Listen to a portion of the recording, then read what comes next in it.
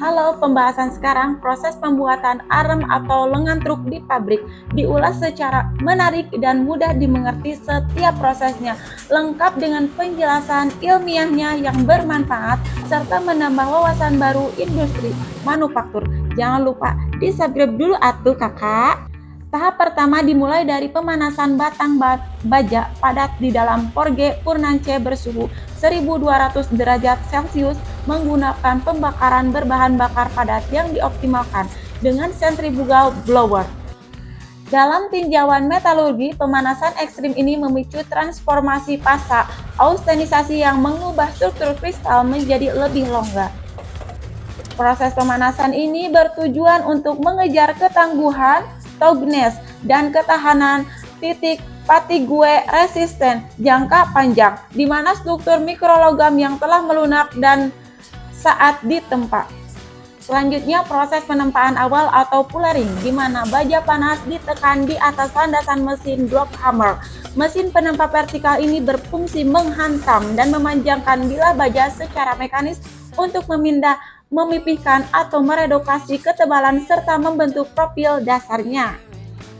Setelah itu, logam panas langsung masuk ke penempaan pembentukan atau blocking proses menggunakan mesin impression deforging hammer.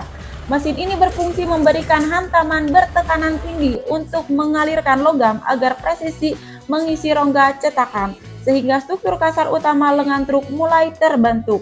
Berikutnya, komponen melewati proses pemotongan sisa berlebih atau trimming dengan mesin trimming press.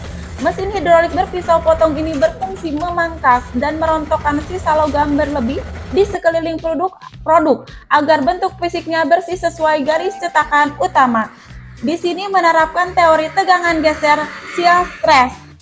Kemudian ke penempaan akhir menggunakan mesin finishing forging press. Mesin ini berfungsi menyempurnakan dimensi, menghaluskan permukaan, serta memadatkan struktural butir logam demi memastikan kekuatan struktur maksimal pada arem lengan truk. Masuk ke proses pengeboran awal atau drilling, di mana bagian kepala atau ends dari komponen arem truk dibor untuk memperbesar lubang awal menggunakan mesin pilar drilling machine dengan mata bor helix spiral untuk mengikis material secara mekanis, sehingga lubang selindis dasar berbentuk dengan ukurannya seragam sebagai fondasi awal presisi. Lanjut ke proses pembesaran atau penghalusan lubang lanjutan atau boring dengan counter boring, di mana lubang yang sama pada kepala arem truk diperbesar kembali dengan diameter yang lebih besar. Proses ini menggunakan mesin bor tegak industri atau pilar drill press yang sama dengan jenis mata potong khusus pembesar lubang berdiameter yang lebih besar atau indexable boring tool. Kesimpulannya, proses ini adalah penyempurnaan akurasi diameter dan kehalusan permukaan interior lubang. Nah, sekarang ke tahap pembubutan muka sisi pertama atau patching dan turning side A, di mana komponen arem truk dikerjakan menggunakan mesin bubut dan konvensional untuk mengikis muka serta lingkaran luar kepala komponen yang berguna untuk membersihkan permukaan kasar.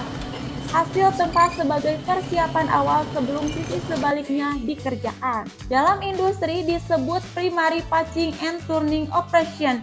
Ini prosesnya yaitu pengikisan material secara simetris.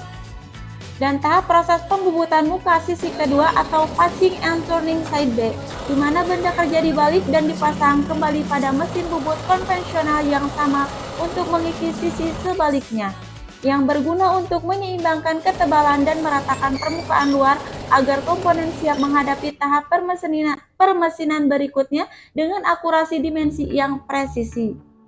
Kini ke proses pengeboran pada bagian kepala sisi belakang drilling rear EYN menggunakan mesin bor tegak industri untuk memperbesar dan meratakan lubang logam secara presisi yang berguna untuk membuka rongga utama. Kegunaannya membuka, memperlebar, dan meluruskan rongga lubang dasar pada kepala arem truk agar siap dipasangkan pin atau komponen presisi lainnya. Nah, ini proses counterbearing pada bagian bibir lubang kepala dengan front end.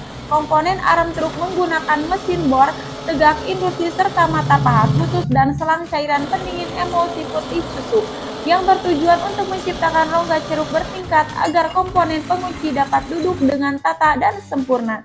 Dan akhirnya, sudah terlihat kan hasil permukaan lubang bertingkat yang rapih dan presisi? Langsung ke proses pembentukan alur gigi dalam internal spline boring menggunakan mesin hydraulic boring industri dengan alat bantu berupa cetakan penusuk bergerigi atau Borg-Mandel serta jig penahan yang bertujuan untuk mencetak profil gigi internal pada lubang agar dapat mengunci poros dengan kuat dan presisi dan akhirnya terlihat bagus dengan deretan alur bergerigi yang rapi dan sempurna. Secara fisika, proses ini menerapkan hukum tekanan hidrolik Pascal dan dinamika.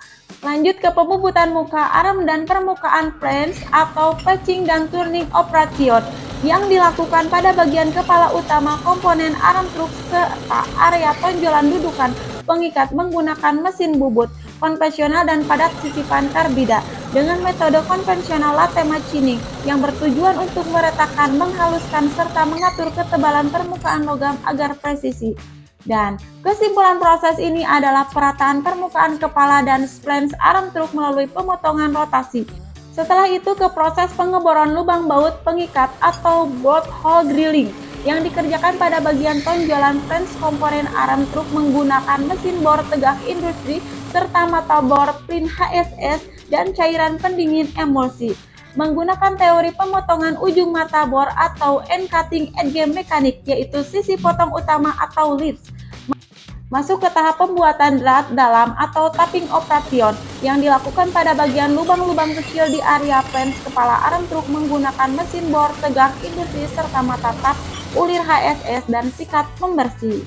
Dengan metode internal threading atau tapping secara fisika menerapkan dinamika torsi aksial dan gesekan ulir. Dan tahap berikutnya proses pembubutan profil bagian belakang kepala atau turning and propping yang dikerjakan pada area poros ekor atau kepala belakang komponen arm truk melalui metode external propping and turning dan dalam ilmu pengetahuan menggunakan teori pemotongan sudut. Ini adalah proses pemasangan busing kuningan atau busing insertion yang dikerjakan pada bagian lubang utama komponen arm truk secara manual dan pekerja menggunakan tangan untuk menyarungkan bantalan aus berwarna kuning emas tersebut ke dalam lubang. Setelah itu proses pengepresan menggunakan mesin pres hidrolik di mana pekerja menempatkan komponen ke bawah cetakan tekanan silindris vertikal untuk menekan busing agar masuk rapat secara kuat atau transparent fit. Nah teman-teman, akhirnya semua rangkaian proses pembuatan arm truk ini sudah selesai sepenuhnya.